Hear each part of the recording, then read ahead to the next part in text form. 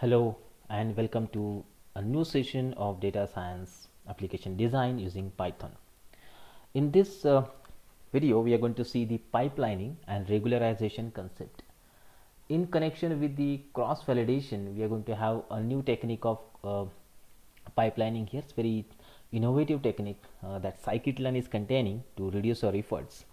We'll see this practically, and then regularization, which is connected with the linear regression with the help of L1 and L2 regularization. We are going to make use of reach and lasso regression here to check how we can make use of this technique for accuracy improvement and perfect implementation of this on a given data set. So let's start with the pipelining. Pipeline. So definition of pipeline according to scikit-learn is, so sequentially apply a list of transforms and final estimator. Intermediate steps of pipeline must implement fit and transform methods, and the final estimator only needs to implement the fit.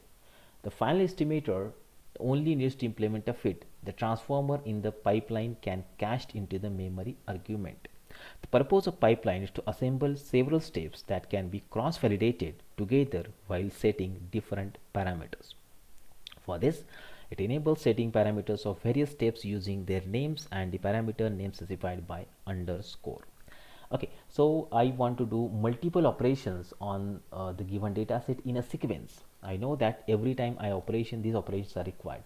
So we'll ensemble all these operations together in a pipeline. So to implement that, this pipeline object is required.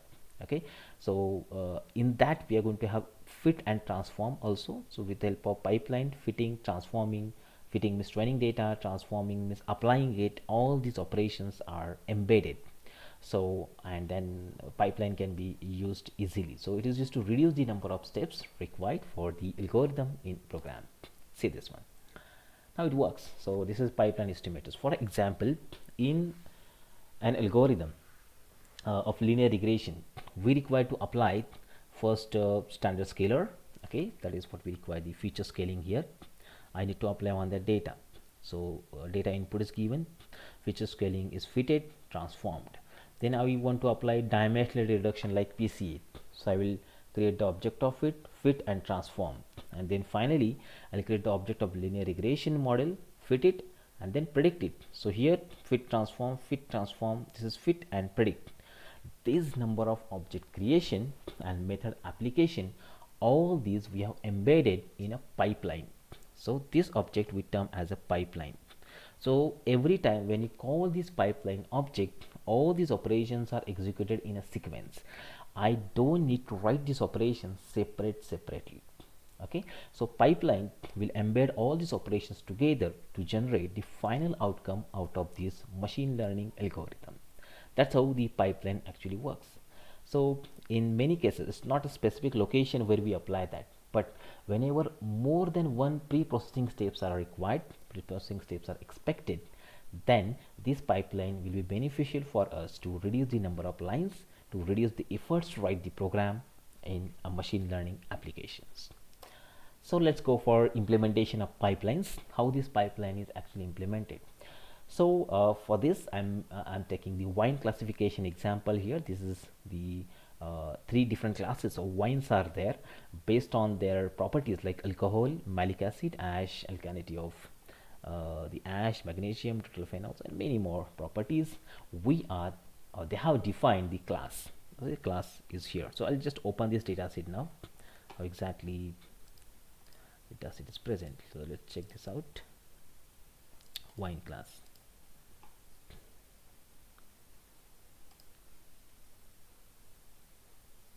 Okay, so this is your original data set for wine classification. Check this. There the class and all other properties of it are present there. 1, 2 and 3 classes are there for wine classification. And now let's read this file and perform the operation of pipelining. So let's check this. So first of all, I'll import the pandas and I'll be using the k neighbors classifier here for pipelining, because k neighbors classifier require the scaling. Okay, so scaling and classification, I'll embed them together and then go further. So let's see, import pandas. Okay, and now after that I will be reading the CSV file here, wine class.csv into the data frame. Okay, read it. And as we know, in this particular file we are having class as the output variable, which I'm dropping from there and storing in variable x, and output I'm storing in y. So x is the input and y is the output. Okay, now as I'm going to make use of the k-neighbors classifier, so k-neighbors classifier requires the data must get scaled either by feature scaling or the min-max scaling. So I'll be making use of the feature scaling here with the help of standard scaler. So from neighbors I'm importing the k-neighbors classifier, and from pre-processing I'm importing the standard scaler class here. And now let's make the pipeline. In sequence I require to perform standard scalar operation first, that is feature scaling first, and then k-neighbors classifier. So let's embed them together in a set of list of objects. Let's see. So let's read it. And now see how embedding is done. Here I'm having the steps is my user defined object, list object. Inside it I'm creating the first tuple. Check this tuple. This tuple stores two elements inside it, the name of the object, scalar. Okay, you can give any name, not required the same name should be provided, scalar, and the object. This is the object. Maybe you can pass the parameters to it, but default parameter can also be taken. Okay, so feature scalar, standard scalar, do the feature scaling, comma, second tuple which is containing name of it and the second step to get performed. Okay, so as in theory I have told, these objects don't require fit and transform. So fit and transform will be automatically done. So standard scalar is having fit and transform. I don't need to write it over there. Okay, it will be automatically taken. Fine. So this is the list of steps which I want to do into the pipeline. Okay, they are stored into a list of tuples. Okay, fine. Now let's go for the pipelining. So in sklearn's pipeline sub package, I'm going to import the pipeline class. Okay, once the pipeline class is imported, let's create the object of it. So this pipeline is the object of pipeline class, and this pipeline is your class, and these are the steps. Steps means the list of all the operation, all the classes and their objects. Okay, they are given here, so they are performed in this sequence. This defines the pipeline object. Okay, now pipeline object is created. So let's run this also. Okay, now let's validate your data with the help of train test split. From model selection I'm importing train test split, then xtrain, xtest, ytrain, ytest, splitted this data. Okay, so here I'm keeping test size as 20%. Okay, not a special reason, but just as it is. Random set 30, and here I'm doing stratified. So remember, random your train test split function also contains a parameter called as stratified. With the help of this parameter, stratified k folds are possible. Okay, done. So let's run this. Train test split is done. Now model selection, again I'm importing grid search cb. I need to find the base estimator over here. So this also we have already seen in the last video. What do you mean by grid search cross validation? So grid search cross validation class is imported, and parameter out of all these neighbors, which are the fine perfect neighbors I need to use, that I am providing here. As again told in the theory, so before actual parameters, so this is actual parameter name neighbors, you need to specify the name of the object. So this is the name of the object, this is the name of the hyperparameter, separated by double underscore, separated by double underscore. Okay, it means that I am passing these parameters. I am going to pass these parameters knn, this number of neighbors to knn object, not to scalar, to the knn. Okay, so out of all 5, 8, 12, 15, 20 and 25, one ideal value of k will be selected by using grid search cross validation. Okay, that's why it's created there. Fine. Now let's create the object of grid search cross validation. Okay, and apply the pipeline there. Grid search cv, apply pipeline. Pipeline contains scaling, canon, Okay, in scaling, fit transform will be done. In knn, object is generated, these values will be passed where parameter of grid equal to parameters, this value will be passed, 5 times cross validation will be done. Okay, and ideal value of k will be found, and the once we have created the grid, then we are going to feed this data to test and then check the score. Yes, 97% cross validation is fine, perfectly working. Okay, that's the score of cross validation, 97%. Okay, that's fine, perfectly.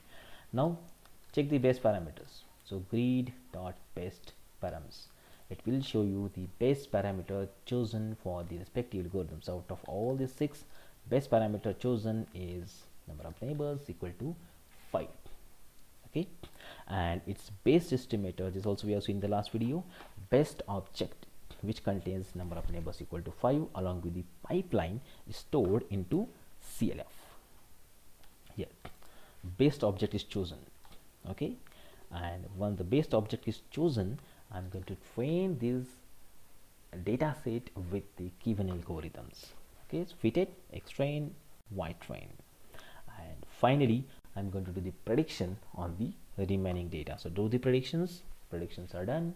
I'm storing them into ypred and check the accuracy score of it, 97.22%.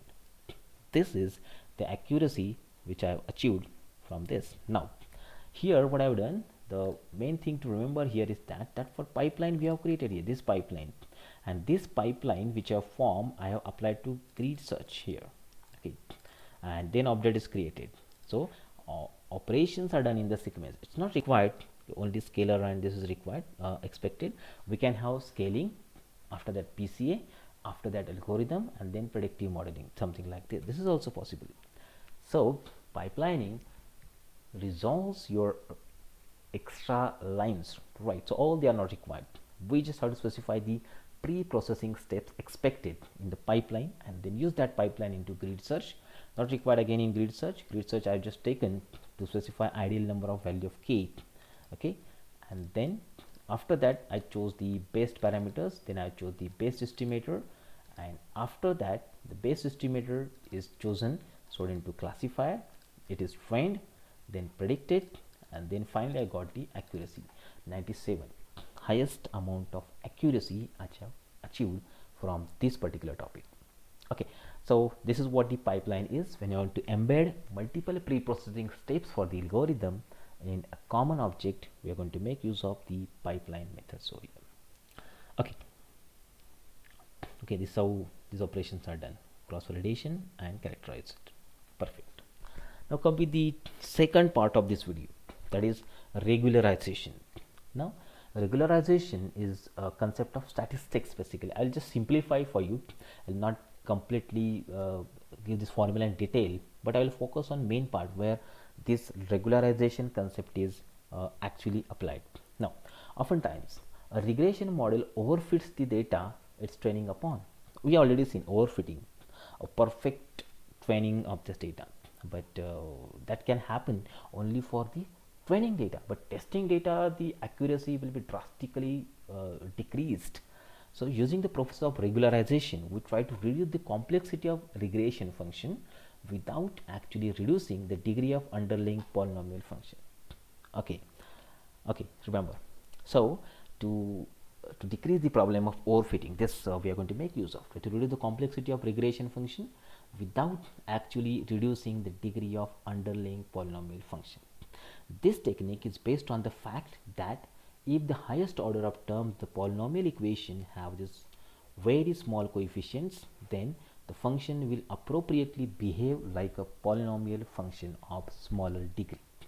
So regularization is used there to solve the problem of overfitting. Okay, now typically regularization is done by adding a complexity term to the cost function, which will give a highest cost,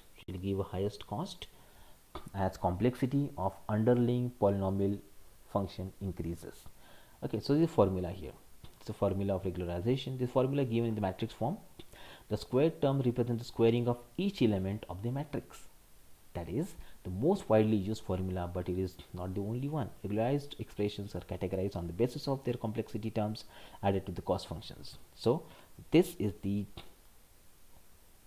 cost function, okay, complexity term, sorry, complexity term which is added.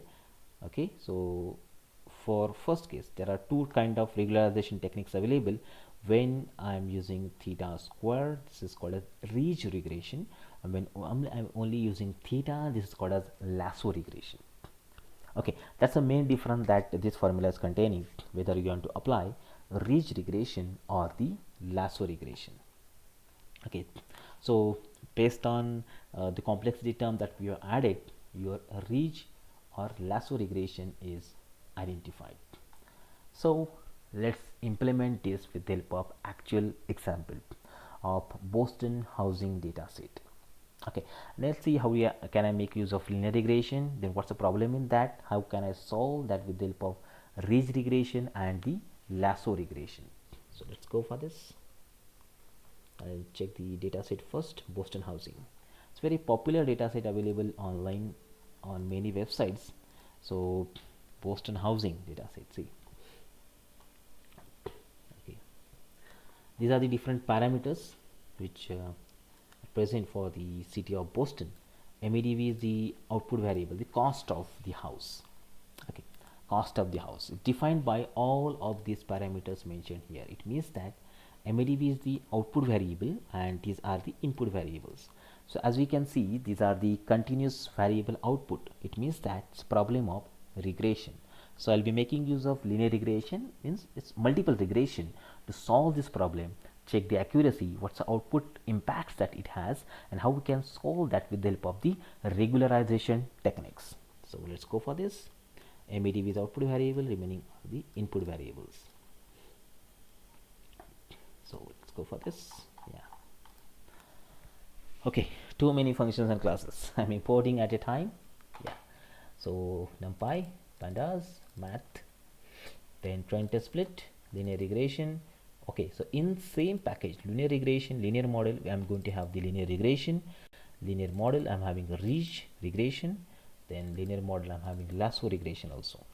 Then the characterization technique to do for regression is to find mean squared error. So we can find mean squared error, whether that mean squared error increased or decreased with the help of regularization, that we can find. Now polynomial features is to do the polynomial regressions. Okay, then we are going to make use of pipeline to reduce the number of lines required, and standard scalar, which is a pre-processing technique, also we are going to apply to the regularization over here. So let's read all of this. Okay, so all of these packages, all of these classes and functions are imported.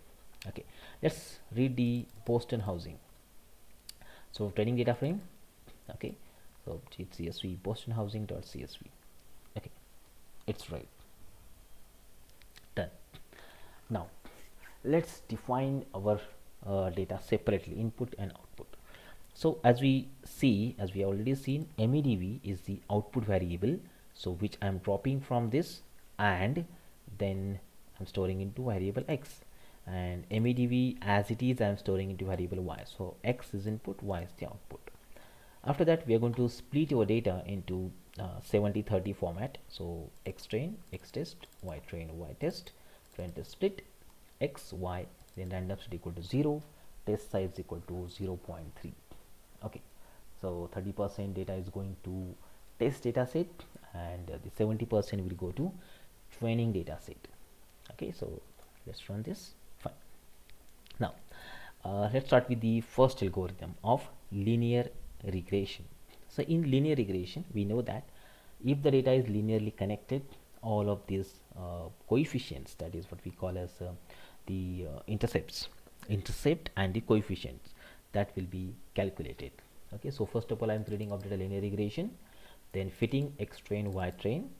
Okay, after that, okay, let's see one step here. I'll just add one more step here to find the length of all of this. So how many, check how many are present there in X train, yes, and X test. Okay, So 354 are training and 152 are there in testing. Okay, fine. Create double linear regression, then feed this data with 354 entries linearly, and then find a score of training. So lr.score, I'm using score function to find the score, accuracy score of this particular data set on the given algorithm.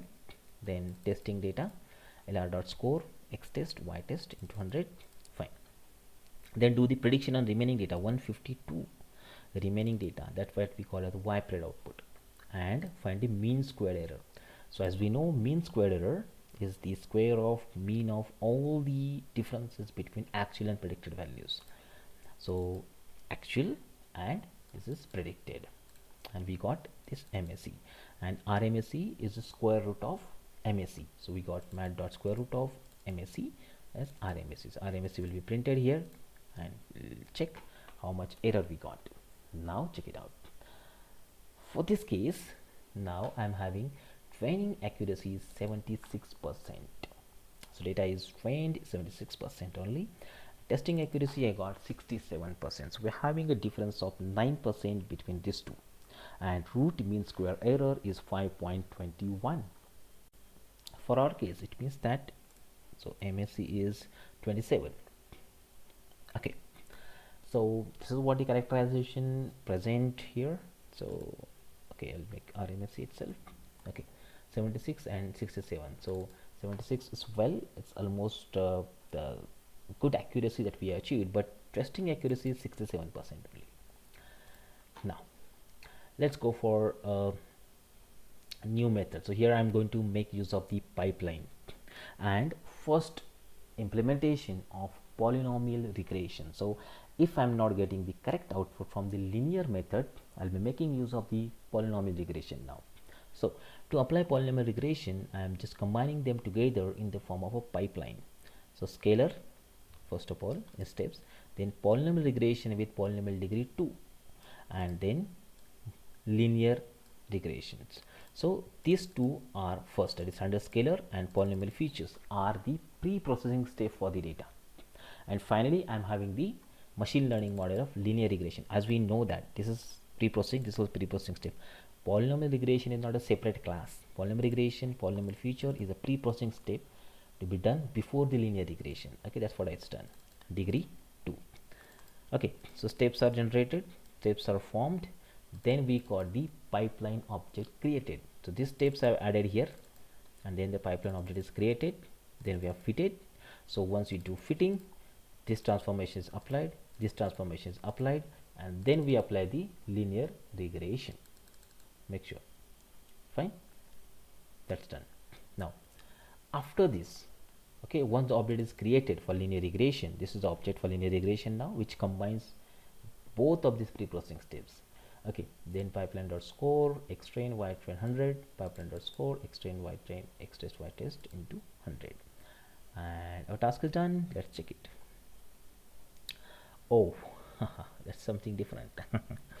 Now see this one. I got training accuracy 95% and testing accuracy 64%. A perfect problem of overfitting. Training data is fitting correctly, but testing data is not having the same feature that training data is containing. Overfitting has happened. Polynomial features accuracy good, testing accuracy is not good. Overfitting problem you have to remove. So we'll be making use of the complexity terms over here. So this complexity term can have your theta or theta square. So let's go for that also. Fine, this is polynomial regression that we have achieved. Okay, so now let's go for the ridge regression. So if you go to check the ridge, check this ridge regression, we have theta square as complexity terms. Okay, so that's what I'm going to use now. Check. So same kind of object I have bundled, but standard scalar, polynomial features, but instead of linear regression I'm going to make use of the ridge regression. Here value of alpha I'm keeping 10, intercept fitting I'm true, it's by default actually is true, intercept is true. Okay, that's what the model we are going to create. Scalar, then polynomial, and after that I'm going to use a ridge regression which contains complexity terms as theta square. Okay, Then create the pipeline in reach, then fit it perfectly, then check the score of it, score of training data and score of testing data. So let's go for that. Oh, it's 93%, and we got accuracy improvement in the testing data set, that is 79%. Still we have a difference of 14% here. The difference was almost 31%. Check this one, 31. Testing accuracy we have drastically improved by 15%, okay, by using ridge regression, by using the complexity term of L2 regularization here in ridge regression. Okay, that's how we can improve the accuracy testing. But we have improved the testing accuracy by 15%, removing the problem of overfitting. Now let's go for the third method. This is how ridge regression can be applied. By using a ridge class, we apply the regression, and we are going to solve the difference, minimize the difference between the training and testing data sets and their accuracy. Okay, and let's go for the lasso regression, the last one. So again, I'm embedding all the steps together. Scalar, standard scalar I'm using, then polynomial features with degree 2, then lasso. This is the class by which we create the lasso regression. Here I keep alpha value 0.3. It depends, lasso regression's range is different and ridge regression's range is different.